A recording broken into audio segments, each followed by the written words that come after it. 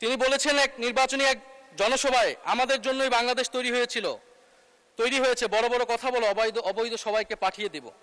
Israel যেভাবে গাজাকে শিক্ষা দেয়, বাংলাদেশকেও সেভাবে শিক্ষা দিতে হবে। বিসমিল্লাহির রহমানির রহিম। মাননীয় স্পিকার, আপনাকে ধন্যবাদ। আশা করি মাননীয় বিদ্যুৎ মন্ত্রীর রেখে যাওয়া সময়টা আমার সাথে যুক্ত করে দিবেন। মাননীয় স্পিকার, বাজেট বক্তব্য, আমি প্রথমত মাননীয় অর্থমন্ত্রীকে ধন্যবাদ জানাই যে একটা ভঙ্গুর অর্থনীতির মধ্য দিয়ে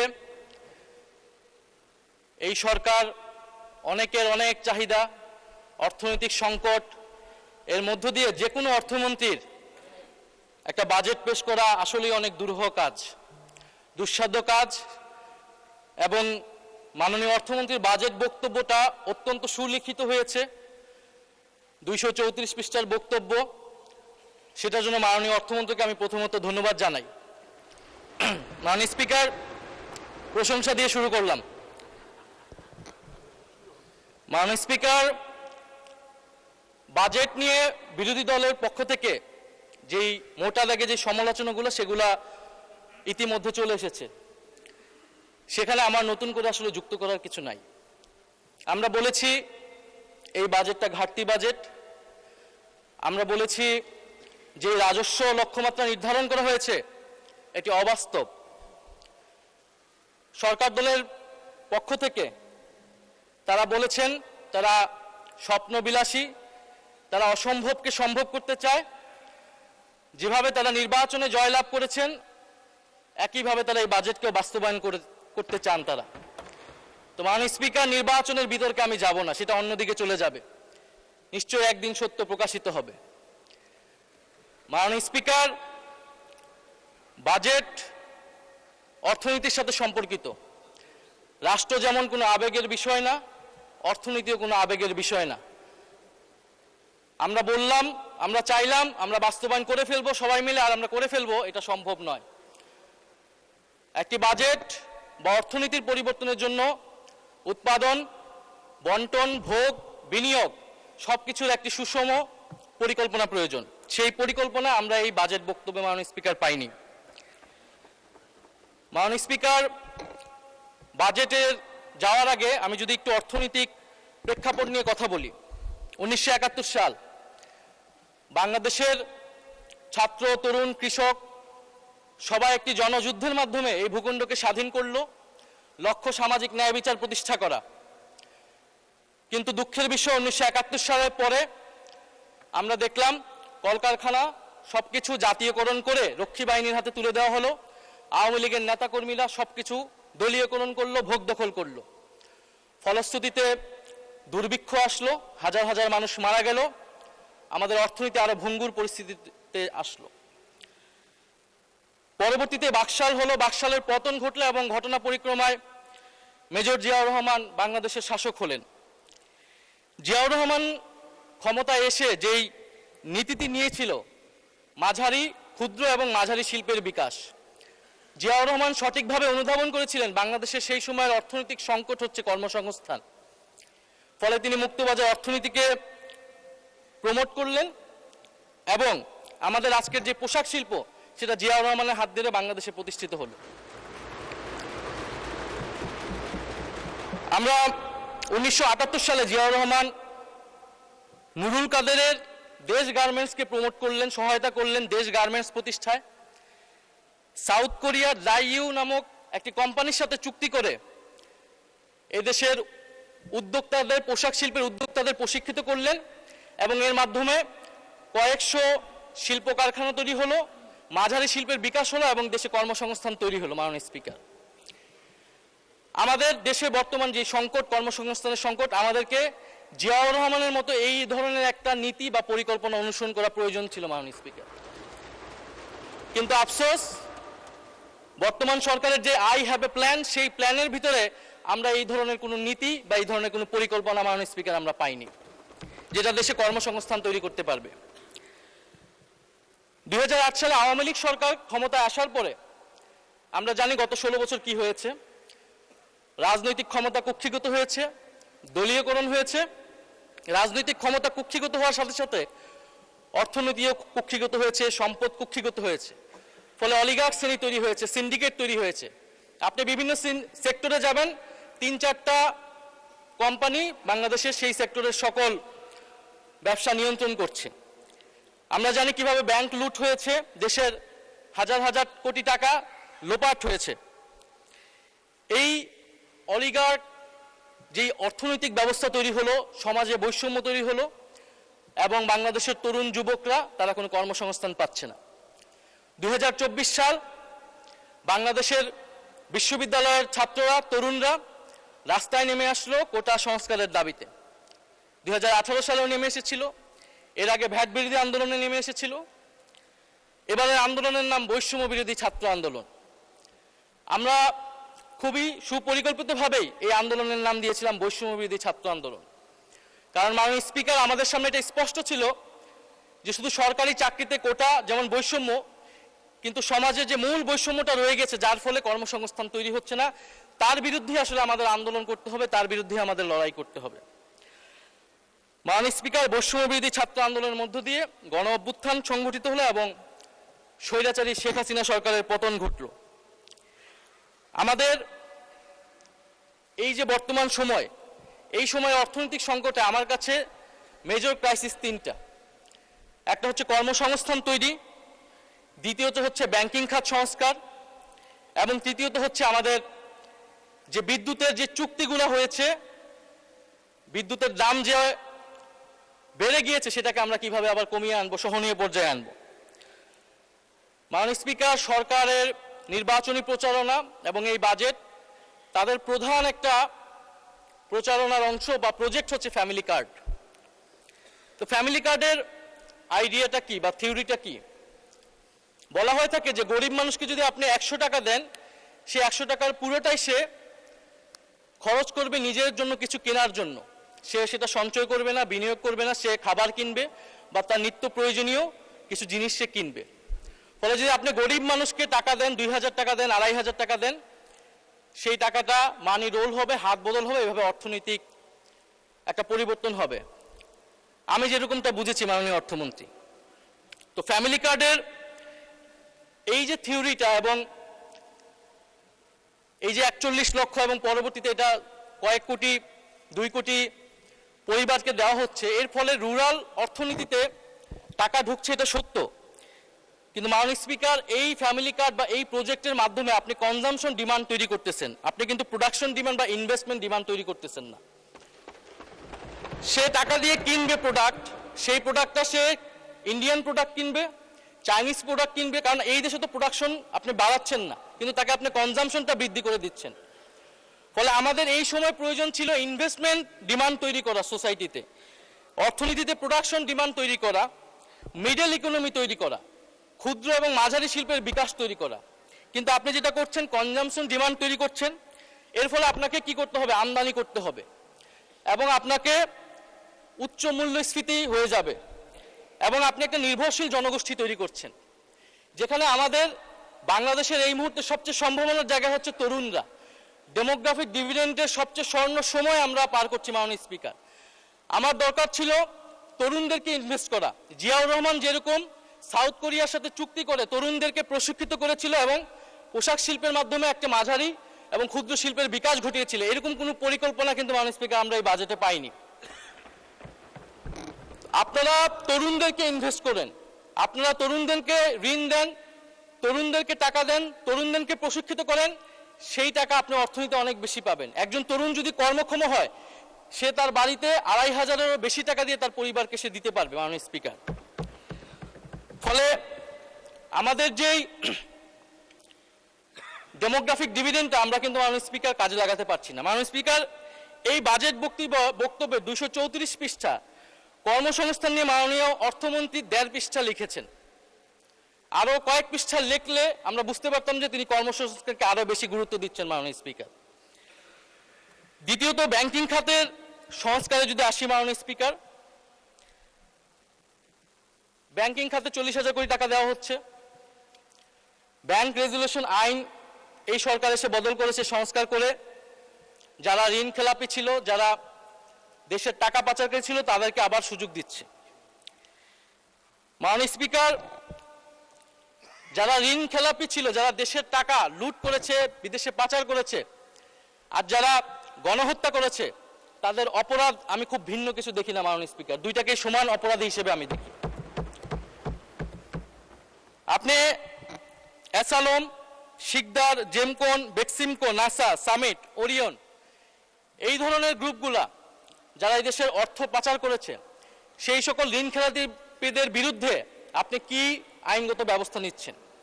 এবং বিদ্যমান আইন দিয়ে আপনি আসলে তাদের বিরুদ্ধে খুব বেশি ব্যবস্থা নিতে পারবেন না, কারণ এসালমের দুর্নীতি, এটার সাথে রাষ্ট্র জড়িত ছিল সেই সময়।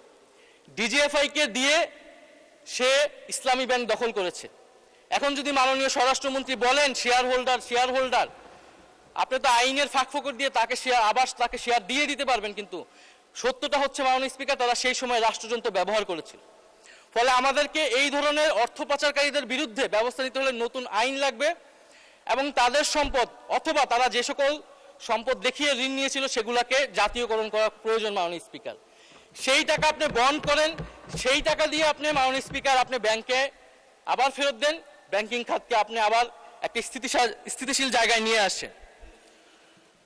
মাননীয় স্পিকার, বিদ্যুৎ মন্ত্রী আমার কিছুক্ষণ আগেই বক্তব্য দিয়ে গেলেন, যদি বিদ্যুতের দাম না কমে তাহলে এখানে কেউ বিনিয়োগ করবে না, শিল্প কলকারখানার খরচ বেড়ে যাবে।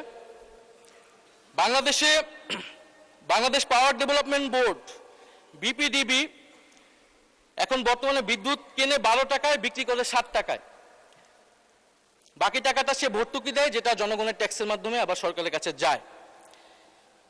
যদি 12 টাকায় বিক্রি করে 12 টাকায় কিনে 12 টাকায় আবার বিক্রি করে, তাহলে বিদ্যুতের দাম বাড়াতে হবে 86%। মাননীয় স্পিকার, সরকার 17% বিদ্যুতের দাম বাড়িয়েছে এই সরকার হওয়ার পরে। গ্রামে গ্রামে লোডশেডিং হচ্ছে, মানুষ বিদ্যুৎ পাচ্ছে না। যদি আমাদেরকে এই ব্যবস্থা আমরা রাখি, আমাদেরকে সরকারকে অবশ্যই বিদ্যুতের দাম বাড়াতে হবে, সরকারের কিছু করার থাকবে না। কারণ আমরা জানি ক্যাপাসিটি চার্জের মাধ্যমে প্রতি বছর 99,000 থেকে 1,65,000 কোটি টাকা ক্যাপাসিটি পেমেন্ট দিতে হচ্ছে সরকারকে। তো এই যে চুক্তিগুলো হলো জরুরি আইন তৈরি করার মাধ্যমে, যেটা 14 বছর ছিল, এই আইনগুলো নিয়ে সরকার কি ব্যবস্থা নিবে?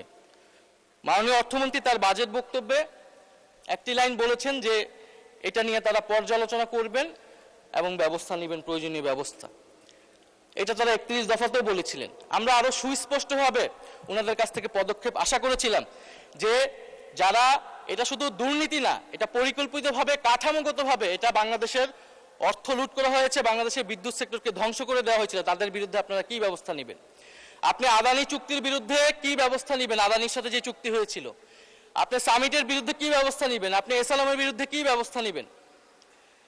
আমরা জানি এই চুক্তিগুলো সার্বভৌম, ফলে আমাদেরকে আন্তর্জাতিকভাবে এটা লড়াই করতে হবে এবং প্রমাণ করতে হবে যে এখানে দুর্নীতি হয়েছিল। অন্তর্বর্তী সরকারের সময় অনেকগুলো দুর্নীতির প্রমাণ কিন্তু মাননীয় স্পিকার সংগ্রহ করা হয়েছিল। এখন সরকারের সদিচ্ছার বিষয় যে সরকার এটাকে কাজে লাগাবে কিনা। সরকার যদি এটাকে কাজে না লাগায়, কোনোভাবেই সরকার বিদ্যুতের দাম সহনীয় পর্যায়ে রাখতে পারবে না। মাননীয় স্পিকার, আমরা প্রতিরক্ষা খাতের কথা বলি। প্রতিরক্ষা খাতে মাননীয় অর্থমন্ত্রী বাজেট বক্তব্যে একটি প্যারাগ্রাফও লেখার সময় পান নাই। মাননীয় স্পিকার, আমরা আশা করেছিলাম একটা ন্যাশনালিস্ট পার্টি, জাতীয়তাবাদী দল আমাদের প্রতিরক্ষা খাত নিয়ে কি ধরনের পরিকল্পনা করছে। সেখানে প্রতিরক্ষা খাতের যে বরাদ্দ দেওয়া আছে সেটা পরিচালন ব্যয়তেই বেশিরভাগ বরাদ্দ মাননীয় স্পিকার চলে যাবে। দ্বিতীয়ত, আমাদের পরিবেশ এবং জাতীয় সম্পদ আমাদেরকে কিভাবে সুষ্ঠু ব্যবহার করতে পারি সেটা নিয়ে কিছু আমি মনে করি গুরুত্বপূর্ণ কথা এই বক্তব্যে এসেছে। মাননীয় স্পিকার, আরেকটি গুরুত্বপূর্ণ বিষয় হচ্ছে মাননীয় অর্থমন্ত্রী তার বক্তব্যে অর্থনীতির গণতন্ত্রায়নের কথা বলেছেন, ডিরেগুলেশনের কথা বলেছেন, অর্থনীতির পুনরুদ্ধার, পুনর্গঠন, অনেক সুন্দর সুন্দর কথা বলেছেন। যে কথাগুলো, এই ধরনের অনেক সুন্দর সুন্দর কথা আমরা দেখেছি ফ্যাসিবাদের সময় বিএনপি 31 দফাতে বলেছিল। রাষ্ট্র মেরামতের রূপরেখা, রাষ্ট্র সংস্কারের রূপরেখা, 31 দফা। জুলাই সনদে আমরা দেখেছি বিএনপি স্বাক্ষর করেছিল, এটার পক্ষে ভোট চেয়েছিল এবং মাননীয় স্বরাষ্ট্রমন্ত্রী খুবই সৎভাবেই এই সংসদে জাতির সামনে স্বীকার করেছিলেন যে নির্বাচনের জন্য আপোষ করে সাইন করেছিল। ফলে এই সরকারের অনেক ভালো কথা আমরা আসলে বিশ্বাস রাখবো কিভাবে? অর্থনীতির গণতন্ত্রায়ন আপনি করবেন, রাজনীতির গণতন্ত্রায়ন যদি আপনি কিভাবে না করবেন? রাজনৈতিক সংস্কার যদি না হয়, যদি সুশাসন নিশ্চিত না হয়, যদি জুলাই সনদ বাস্তবায়ন না হয়, তাহলে আপনি কিভাবে অর্থনীতির সংস্কার করবেন মাননীয় স্পিকার? অর্থনীতির গণতন্ত্রায়ন আপনি কিভাবে করবেন? আপনি দুদক সংস্কার করবেন কিনা, আপনি বিচার বিভাগ সংস্কার করবেন কিনা, আপনি সংবিধানের গণতান্ত্রিক সংস্কারগুলো করবেন কিনা, এর উপর নির্ভর করবে আপনি অর্থনৈতিক সংস্কার এবং অর্থনৈতিক গণতন্ত্রায়ন কতটা সফলভাবে করতে পারবেন।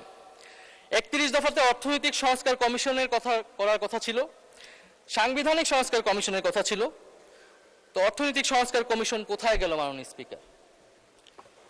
সাংবিধানিক সংস্কার কমিশন কোথায় গেল মাননীয় স্পিকার? তাহলে এগুলো কি জাতির সাথে প্রতারণা নয়?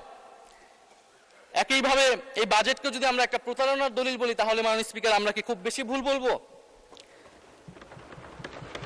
মাননীয় স্পিকার, এই বাজেটে আমরা যেটা বলেছি যে রাজস্ব আপনি বাজেটে ঘাটতি বাজেট করছেন।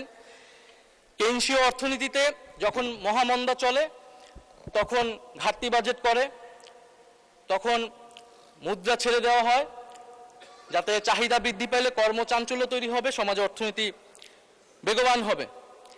কিন্তু মাননীয় স্পিকার, এইখানে যেই আমাদের রাজস্ব ধরা হয়েছে আর আমাদের যে পরিচালন ব্যয় 6,21,000 কোটি টাকা, আমাদের কিন্তু এই রাজস্ব তো উঠবে না আমরা জানি, আমরা কিন্তু ঘাটতি বাজেট দিয়ে আমরা আসলে বিনিয়োগ করি যাতে পরবর্তীতে সুফলটা আবার রাষ্ট্র পায়, জনগণ পায়। কিন্তু আমাদের যে পরিচালন ব্যয় ধরা হয়েছে এটাই কিন্তু মাননীয় স্পিকার আমাদেরকে ঋণ করা লাগবে, এবং এই ঋণ কোথায় গিয়ে শেষ হবে? বিগত আমলে আমরা দেখেছি দেশকে ঋণগ্রস্ত করা হয়েছে, প্রচুর ঋণ নেওয়া হয়েছে। ফলে ঠিক অর্থনৈতিক গুণগত পরিবর্তনটা বিগত সময় থেকে কোথায় হলো এটা আমাদের কাছে মাননীয় স্পিকার ধরা পড়ছে না। মাননীয় স্পিকার, আমি একটু অন্য বিষয়ে যেতে চাই। আমাদের একজন সরকার দলীয় মাননীয় সংসদ সদস্য তার এক বক্তব্যে বলেছেন যে এখন অনেকে গাড়ি চড়ে, যে আগে তারা কি চড়তো বা রিক্সায় চড়তো, এখন তারা গাড়ি চড়ে, এরকম একটা কথা বলেছেন মাননীয় স্পিকার। মাননীয় স্পিকার, আজকে মাসের কত তারিখ? 28। আমি রেন্টে কারে ভাড়া নিয়ে একটা গাড়ি আমি ব্যবহার করা লাগে আমার নিরাপত্তার জন্য, তো সেই গাড়ি ভাড়াটা এখন মাননীয় স্পিকার দিতে পারিনি মাসের শেষ। তো আমাদের সরকার দলীয় অনেক নেতা তারা জেলে থাকা অবস্থায় তাদের সম্পদ মাননীয় স্পিকার কয়েক গুণ বৃদ্ধি পেয়েছে আওয়ামী লীগ আমলে, মাশাআল্লাহ। এই আমলে সেটা কয়েক গুণ বৃদ্ধি পাবে মাননীয় স্পিকার, এটা আমরা জানি না। যারা ধান খেতে, পাট খেতে মাননীয় স্পিকার থাকতে হতো, 5ই আগস্টের পরে তাদের জীবনের কি পরিবর্তন হয়েছে তারা তাদের প্রতিবেশীরা মাননীয় স্পিকার খুব ভালো করেই জানে। মাননীয় স্পিকার, জুলাই ফাউন্ডেশন নিয়ে কিছু কথা বলতে চাই। জুলাই ফাউন্ডেশন গণ অভ্যুত্থানের পরে অন্তর্বর্তী সরকারের সময় গঠিত হয়েছিল। এই ফাউন্ডেশনটি বর্তমানে অর্থাভাবে চলতে পারছে না। সরকারের কাছে, অর্থমন্ত্রীর কাছে আবেদন থাকবে, ওনারা অনেক টাকা খরচ করছে বিভিন্ন জায়গায়, এই ফাউন্ডেশনে যাতে ওনারা একটা বরাদ্দ দেয়, এটার জন্য খুব বেশি খরচ হবে না। সরকার বিভিন্ন ফাউন্ডেশন এমনিতে পরিচালনা করে। জুলাই গণ অভ্যুত্থান অধিদপ্তর যেটা, সেইটার একটা ফাংশন আছে, কিন্তু জুলাই ফাউন্ডেশনের মাধ্যমে পুনর্বাসন, কাউন্সিলিং সহ অনেকগুলো কাজ যেটা সরকারি অধিদপ্তরের মাধ্যমে সম্ভব হবে না। ফলে আমরা আশা করব যে জুলাই ফাউন্ডেশনের অর্থমন্ত্রী বরাদ্দ দিবেন। জুলাই গণ অভ্যুত্থান জাদুঘর, শোনা যাচ্ছে যে সরকারের একটা অংশ জাদুঘরটাকে খুলতে দিচ্ছে না, আমরা জানি না এটা সত্য কিনা, আমরা আশা করব এই কথাটা যাতে সত্য না হয়। এবং 5ই আগস্টের মধ্যেই জুলাই আসতেছে, এর মধ্যে যাতে জুলাই গণ অভ্যুত্থান জাদুঘর সেটাকে ওপেন করা হয় মাননীয় স্পিকার। মাননীয় স্পিকার, আরেকটু অন্য বিষয়ে যেতে চাই, যেটা দুর্নীতি নিয়ে অনেকেই কথা বলেছেন। দুর্নীতি রোধ করার জন্যই মাননীয় স্পিকার সুশাসন এবং রাজনৈতিক সংস্কারের প্রয়োজন ছিল, গণভোট বাস্তবায়নের দরকার ছিল। মাননীয় স্পিকার, দুর্নীতি নিয়ে একটা গল্প আছে। এক ভারতীয় যুবক এবং এক বাংলাদেশি যুবক একসাথে বিলেতে পড়াশোনা করতে গিয়েছে। সেখানে তাদের পরিচয় এবং তারা সেখানে কোনো রকমের ডিগ্রি নিয়ে দেশে ফিরেছে। তো দেশে ফিরে তাদের কাছে মনে হয়েছে তারা যদি ধনী হতে চায় তাহলে রাজনীতি হচ্ছে তাদের জন্য সবচেয়ে সহজ অপশন। দুজনেই রাজনীতিতে যুক্ত হলো এবং দুজনেই অল্প সময়ের মধ্যে সংসদের সদস্য হয়ে গেল দুই দেশের। এর মধ্যে ভারতীয় যে যুবক ছিল সে অনেক ধন সম্পদ করে ফেললো এবং সে বাংলাদেশি যুবককে তার দেশে দাওয়াত দিল। তো বাংলাদেশি যুবক ভারতে গেল এবং বিমানবন্দরে নেমেই সে জিজ্ঞাসা করলো যে তুমি কিভাবে এত ধন সম্পদ করতে পেরেছো। তো ভারতীয় যুবক বলল যে তুমি যখন বিমানবন্দরে আবার যখন ফেরত যাবা তখন আমি সেই রহস্যের কথা বলবো। তো সে ভারত ঘুরে আবার যখন ফেরত যাচ্ছে বিমানবন্দরে, তখন রাস্তায় সে ভারতীয় যুবক নদীর উপরে একটা সেতু দেখাচ্ছে যে এই সেতুটা দেখছো, এই সেতুর অর্ধেক হচ্ছে আমার ধন সম্পদের উপর দাঁড়িয়ে আছে। বাংলাদেশি যুবকটা সেই ইঙ্গিতটা বুঝতে পারলো এবং দেশে ফিরে আসলো। দেশে ফেরত এসে কয়েক বছরের মধ্যে সেও অনেক ধন সম্পদের মালিক হয়ে গেল এবং ভারতীয় যুবককে আবারও বাংলাদেশে দাওয়াত দিল।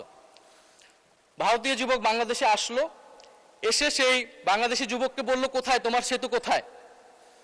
তো বাংলাদেশি যুবক বলল যে তুমি থাকো 2 দিন, যাওয়ার সময় বিমানবন্দরে আমি তখন তোমাকে এই রহস্যের কথা বলবো। তো 2 দিন থেকে সে যখন বিমানবন্দরে আবার বিদায় দিতে জানাচ্ছে ভারতীয় যুবককে, তখন সে নদীর উপরে একটা সেতু দেখাচ্ছে যে ওই যে দেখছো সেতুটা, ওই সেতুটার উপরে আমার ধন সম্পদের উপরে সেতুটা দাঁড়িয়ে আছে। ভারতীয় যুবক বলল কোথায়, সেতু কোথায়? তখন বাংলাদেশি যুবক বলল তুমি যদি সেতু দেখতেই তাহলে তার আমার ধন সম্পদ এতটা হতো না।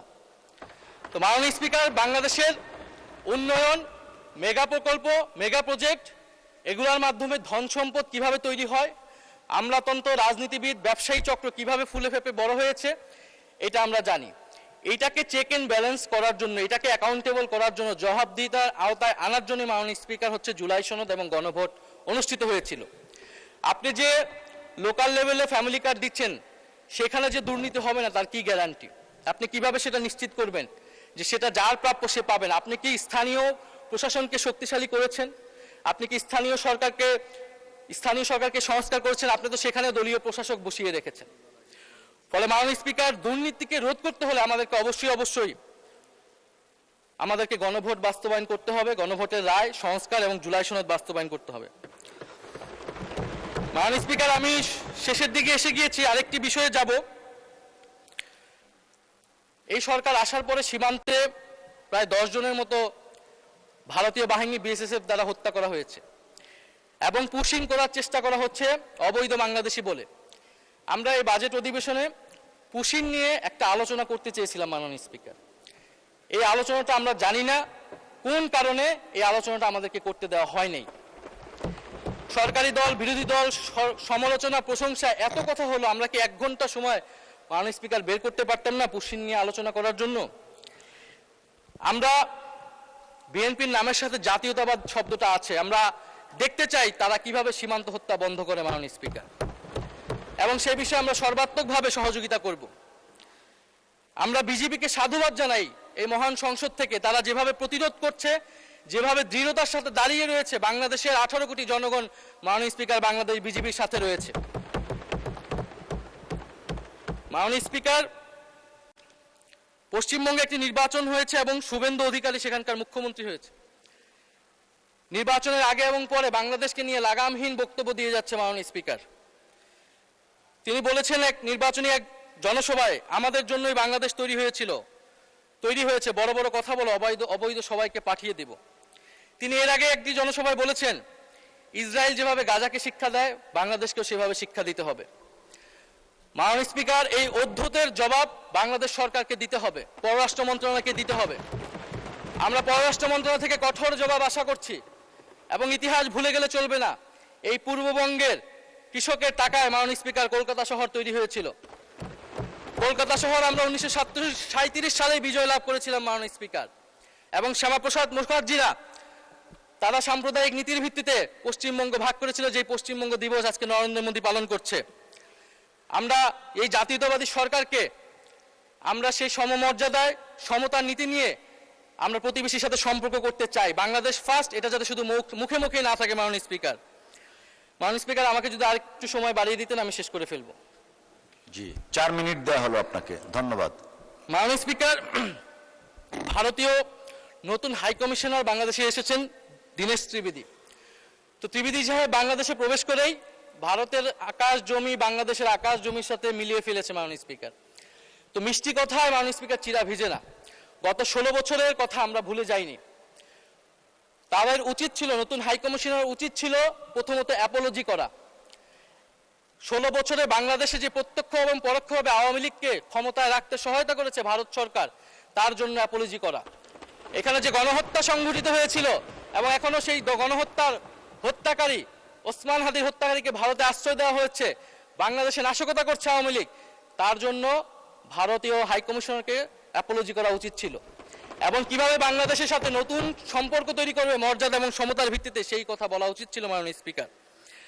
মাননীয় স্পিকার, আমরা সর্বশেষ বলতে চাই যে এই বাজেট অধিবেশন আমরা সবাই চাই বাংলাদেশের অর্থনৈতিক সমৃদ্ধি। আমার আজকের বক্তব্যের মূল কথাটাই ছিল যে এই দেশের তরুণদেরকে আপনারা কাজে লাগান, তরুণদেরকে কর্মক্ষম করুন, প্রশিক্ষণ দিন, প্রশিক্ষণ দিয়ে বিদেশে পাঠান, তরুণদেরকে দেশে প্রশিক্ষিত করে ক্ষুদ্র মাঝারি শিল্পের বিকাশে সহায়তা করুন। এবং আমাদের যেই এই বঙ্গীয় বদ্বীপের সার্বভৌমত্ব আমরা রক্ষা করতে চাই, আমাদের সীমান্ত, আমাদের নদী, পানি, সাগর এবং অর্থনীতিকে রক্ষা করার লড়াই মাননীয় স্পিকার আমরা চালিয়ে যেতে চাই। আমরা মনে করি এই লড়াই এখনকার লড়াই না মাননীয় স্পিকার, এটা আমাদের পূর্বসূরীরা এই লড়াই চালিয়েছেন।